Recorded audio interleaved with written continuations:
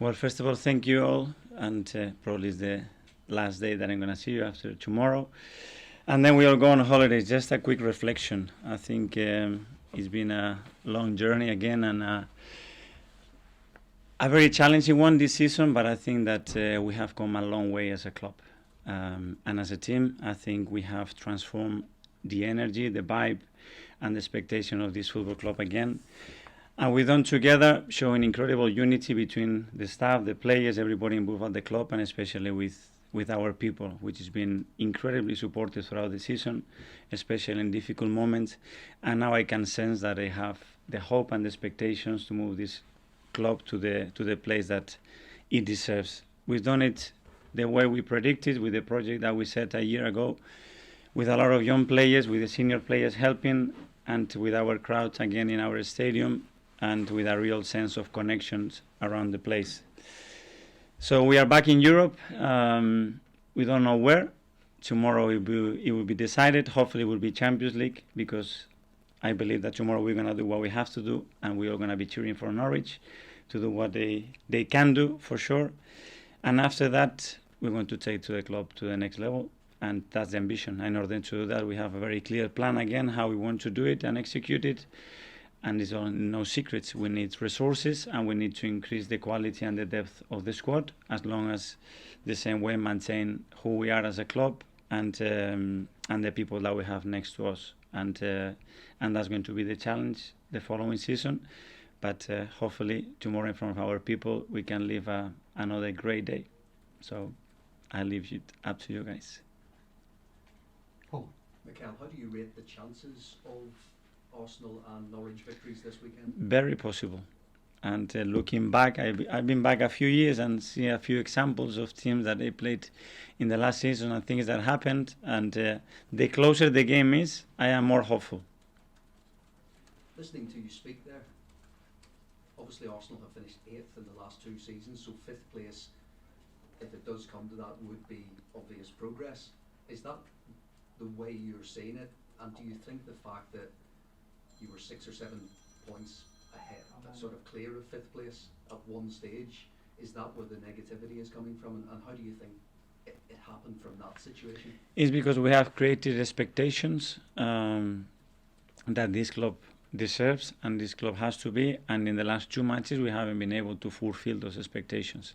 But overall, looking back where we were, you have to be clear as well with what we have to do, but very clear that this is not where we want to be, that we want to be in a completely different position, challenging really for the top teams, and that's the aim, and that this is not going to stop here, that is another step, that it was very necessary, because it wasn't only about where we are in the league table. We have much deeper issues at the club than the league table, in my opinion, that now they have been resolved, that now they look very, very strong, and that we have the real strong foundations now to build what we want to do.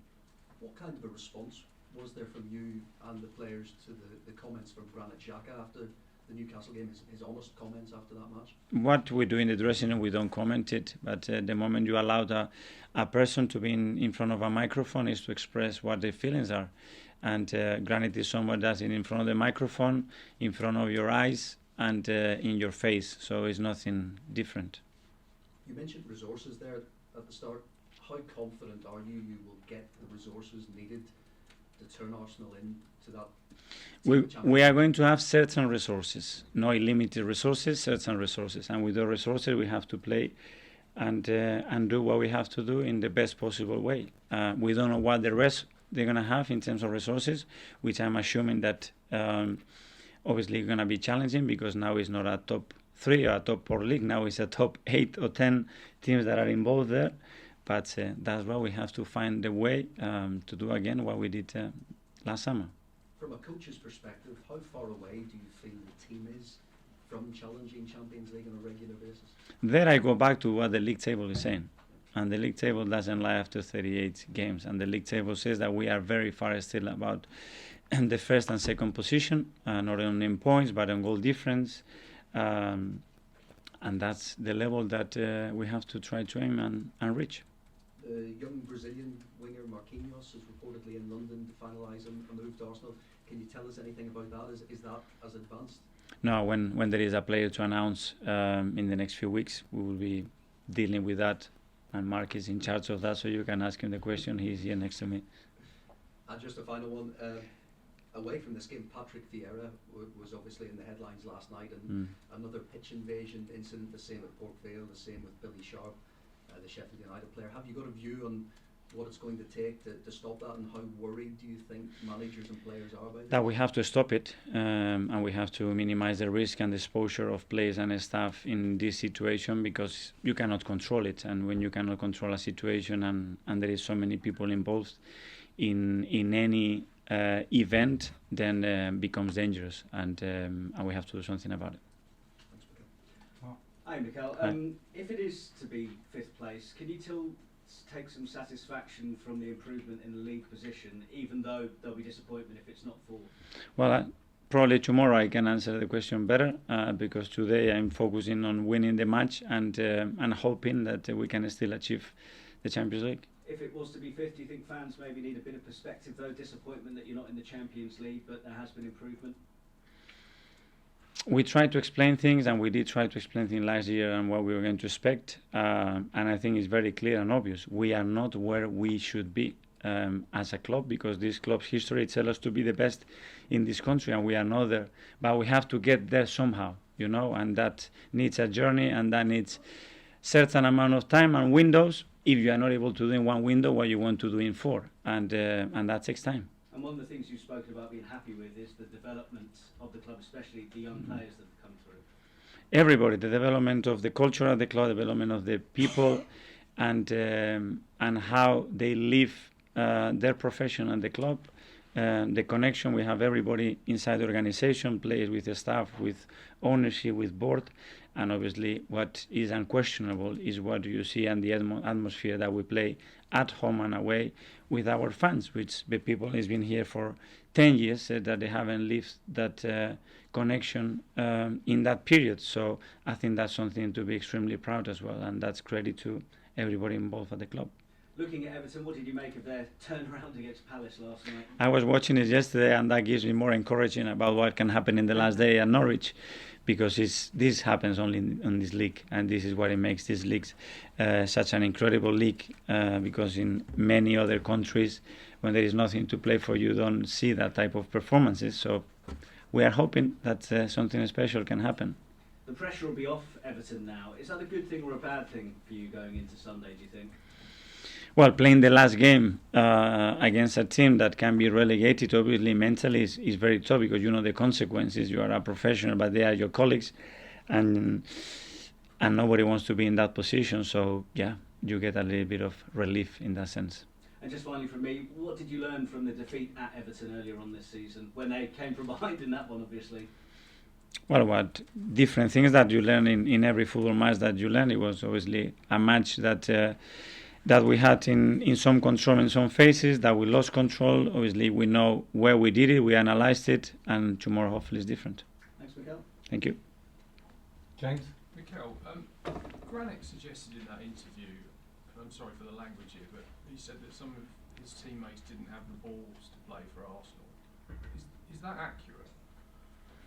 Well, you have to ask the question to him exactly what he meant or who was pointing at. The comments are clear, and then it's down to, okay, who is directed to, if it's somebody or if himself. Did he overstep the mark in that interview for you? I prefer today not to comment too much on that, but when you allow people to speak in front of the media, you have to allow them to say what they feel, and unquestionably, and knowing Granit, that's what he felt. Is that something that you've talked to him about since Monday? We always talk. And just finally, from me, just looking ahead to the summer in general, City have bought Haaland, United are going to have a new manager, Chelsea are probably going to have a new owner, Conte apparently wants 6 players at Spurs. How competitive is this transfer market going to be in general? I think the league has never been that competitive. So the numbers that you could produce 6 years ago in this league, today you are out of Europe. It's as simple as that. So we know that, and the plan that we have is in order to be able to compete with these teams. But we don't know which resources other teams they have to be. We know that other teams are already starting from a different position because they are in a different moment. But we still need to have the aim to do that, because if you don't, where do you end up? Just looking back, I don't want to do that. So we will need to find ways to be able to compete with them like we have done this season, because nobody expected us to do, or with the squad that we had, the expectation that we had. You spent, I think, 140 million last summer. Have you got the resources to spend a similar amount this season? It's not only about that amount. If you see the wages that we have and we had, is night and day. So it's not about what you're spending, it's about what you have sold, what you have done. We had 28 players, and then we end up with 19 players in the squad. So it's about the total overall expenditure, because that figure, if not, is completely irrelevant, because what is the total annual cost of the squad that you are building? Thank you. Paul? Yeah, sorry, Mikel, just one more. Gary Lineker has tweeted that he's hearing there's a food poisoning outbreak at Tottenham, and that he's not joking. I just wondered if you had any thoughts on that? I don't know anything about it. I don't know. I have no clue. What can I comment? Charles. Hi, Mikel. There's obviously been a lot of sort of focus on what Arsenal did or didn't do in the January transfer window since Monday. Do you look back on that now and think you maybe got it wrong, the approach to the January window, in terms of pushing the club on for a top four spot? No.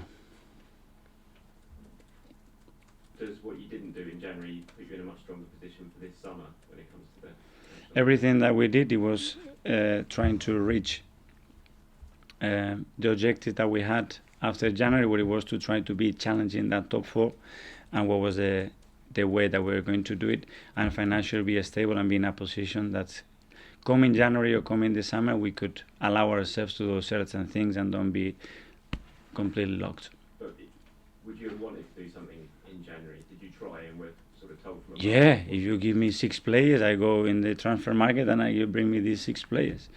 In the summer as well, if we can do that and have 25 players to select, the best 3 strikers in the world, bring them here. I will coach them. I will be so happy to coach them. One last one. Hi, Mikel. I know you mentioned at the start the foundations in terms of like style of play, and everyone's kind of seen that grow throughout the season. One trend, I guess, has been sometimes when that control's been disrupted early on, it takes a while to kind of respond to that. I was wondering, is that an experience thing or something else in terms of coming up with solutions? It can be a lot of factors, and it's how we deal with moments when we lose that control and we are able to reset and take the game into the direction that we want, and finding different ways in order to do that. It's down to that. It's that about the leadership of the team. It's about the understanding of certain situations in the game, not to continue to put the game into that mood, I would say, and we're always working on it. Is that so? That mood, would it be like more emotional decisions come into play, or would it be? Sometimes it's emotional. Sometimes it's about the structure. Sometimes about the first pass that we pick to make to provoke certain things. Sometimes about in which territory we want to play the next 5 minutes, and it's more related to game management. It's for different reasons. It's really difficult to pick just a thing. Thanks, Art. That's the end of the broadcast section.